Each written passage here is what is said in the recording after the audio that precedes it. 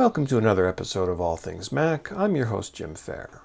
Today, a quick tutorial on disk utility and how to get the most out of the software. Apple has recently dumbed it down a little bit to make it easier to use, but I find they're actually making it more difficult to use. And they've left in a number of options that no one should ever use, pretty much. I can't think of a single reason why you'd need a case-sensitive file system. That should be something you have to go into the terminal to do. Because I see a lot of students accidentally format their external drives as case-sensitive, and that causes a lot of issues. Or some issues anyway. So without further ado, we're going to dive into the tutorial based on screen recordings with narration. And feel free to check the description below to skip ahead to the section you're interested in if you want to format a drive in a particular way. So this is the screen of my MacBook Pro 2018. And you can see here we have our internal solid-state drive and we have a USB stick inserted because we have gone into Finder Preferences and ticked all the boxes saying, you know what? I want to be able to see all the hard disks, external disks, CDs, whatever, that are in here. And a new Finder window goes into a folder that I use quite frequently. Okay, so first thing we will have to do is launch disk utility. So we're going to pretend this is an external hard drive, even though it's just a USB stick. It's a 64 gigabyte stick. And it came pre-formatted for Windows, and we want to format it for the Mac. So where is disk utility? Well, we could just click on Spotlight and start typing disk utility, and there it is. If I hit return here, it will launch. Or, if I click away, I can go to the Finder's Go menu and select the Utilities folder. And here's the shortcut, Shift, Command, U. All right, so if I go Shift, Command, U, now we're in the Utilities folder, and you can see there's Disk Utility. It's got a disk icon with a stethoscope on it. Now I'm going to hold the Option key down when I double-click on this, so it will close the Utilities window as we launch Disk Utility. So here we can see our internal solid-state drive is an APFS volume. It looks to be about a third full. And here's our external USB stick. It says external physical volume formatted for ExFAT file system. So extended FAT is a Windows/Microsoft format. And you can see it's almost 64 gigabytes. And we would like to erase this and use it for, say, Time Machine, for example.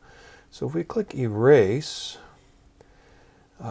we can select Mac OS Extended Journaled. And then here's what I was talking about before. This case-sensitive thing, never use it, okay? We always want Mac OS Extended Journaled. However, if we do this, there's a bit of a problem. So let's just do it, and I'll show you what the problem is. We click Erase. It's going to unmount the volume. It's going to erase it and make it a Mac file system and remount it. So here it goes. It's working. It's erasing, mounting, and there it is. Mounting disk, and erase process is complete. Click Done to continue. So we click Done. And if we click on the disk, you can still see its external physical volume, and now it says Mac OS Extended Journaled. And you might think your job is done here, but because disk utility is not showing you everything here on this sidebar, it's hiding the fact. So let's just go into the sidebar and go Show All Devices. So now we can click on the container, like the device which contains this volume, and we can see, look, it's master boot record. It is a Windows partition. Okay, so if we click Erase here, while we've selected the device instead of the volume, okay, This is the correct way to erase for the Mac. Then you see, look, there's a new thing here called scheme. So I'm going to call this Mac volume. And again, Mac OS Extended Journaled is the one we want. Case sensitive, nobody ever uses. FAT is very old Windows format, and ExFAT is a newer version of it.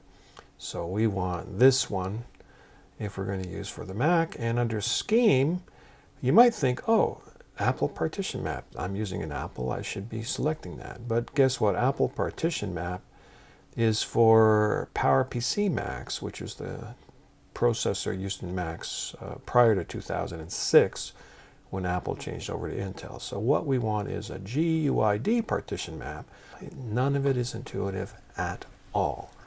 Okay, so now when we click erase, it's not just going to erase the volume, it's going to erase the whole partition map and put in a new one. And this will take it a few seconds longer. All right.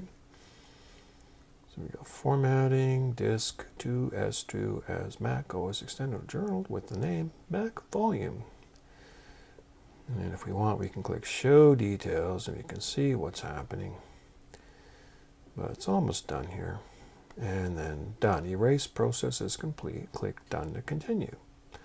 So now when we highlight the device, we can see it's a GUID partition map. We click on the volume. Yes, it's Mac OS Extended Journaled. Now, we couldn't see that when we had this show only volumes thing, but it was there. So really, I don't know why they've done this. They seem to think it's easier for people to understand. Well, I mean, this looks a little complicated, but if you just think of, you know, those little Russian dolls, and you have, it's the concept of a container. So you have a device, which contains a container, which contains things inside the container, in this case, volumes. And, you know, it goes even deeper than that if you want to look at it in terminal.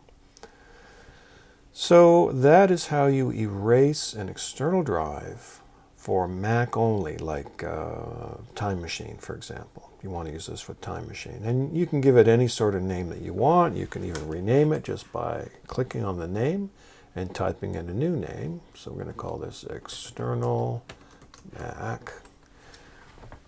And, you know, we can call it whatever you want. We can just keep clicking and go, you know, Jim's Backup, you know. And we can copy data to it and so on. Okay, so let's say we wanted it to be a Windows device and it was a Mac device. Well, obviously, we're going to erase it, so we can't have any data on it because erasing the drive would, of course, erase all the data. So again, we go into Erase, and we'll just call it Windows, or just call it Win. And instead of Mac OS Extended, we're going to go ExFAT, and instead of GUID, we're going to go to the Windows Master Boot Record, or MBR. Okay, so this is how we format for Windows. Click Erase, and once again, it's going to redo the partition map, put in the Master Boot Record partition scheme, and the volume inside is ExFAT. You can see this is a Master Boot Record volume. All right, so what else can we do in here? So this is no good. And FAT, I mean, nobody in the right mind would use FAT. I mean, the only thing you can use FAT for is really small USB devices because it has some severe limitations about file sizes and volume size and so on. So basically, your choices are Mac OS Extended Journal or ExFAT. The other options are not really even useful. So let's just put it back to Mac volume, but let's just say we wanted to partition this into two. So instead of clicking Erase, right? Well, yeah, we do need to click Erase because we have to make it a Mac volume first. So we have to go back to GUID, and we'll call it Bing Volume. And we're going to erase it. So once it is a Mac volume, then we can do some partitioning tricks. So instead of erase, we would use the partition button. All right. So here it is, erase process complete, click done to continue. You can see it's GUID with a volume color, which is Mac OS extended, and you can see all the spaces available to us.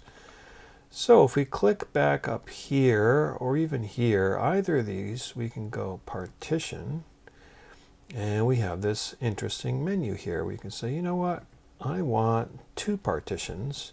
So we're going to have big volume is going to be downsized from 64 gig to 31. And then we'll have another one. Or let's just say we want 3 volumes. See what happens here? It adjusts them.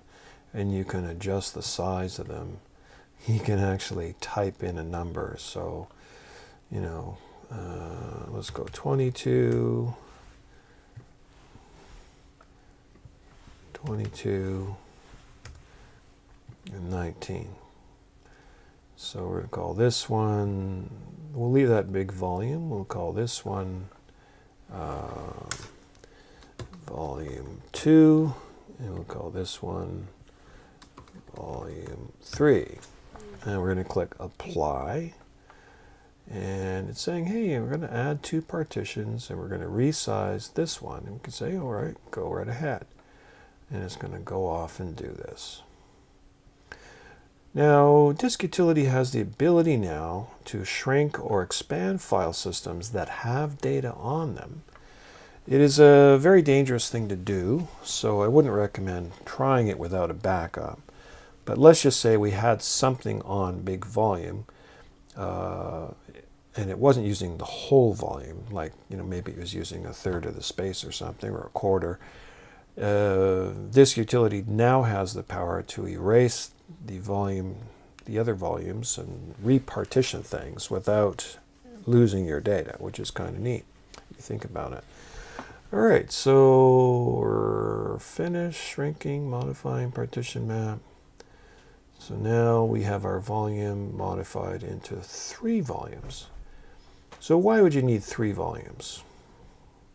Well, I can think of a useful thing for 3 volumes. We could put 3 macOS installers of 3 different versions, right? So that might be useful. So here we have GUID partition map. We have big volume. We have volume 2. We have volume 3. So once you're done, you can eject the volumes. We're going to eject the volumes, and you know, we can count to 3 once they're gone, and then we can disconnect the device.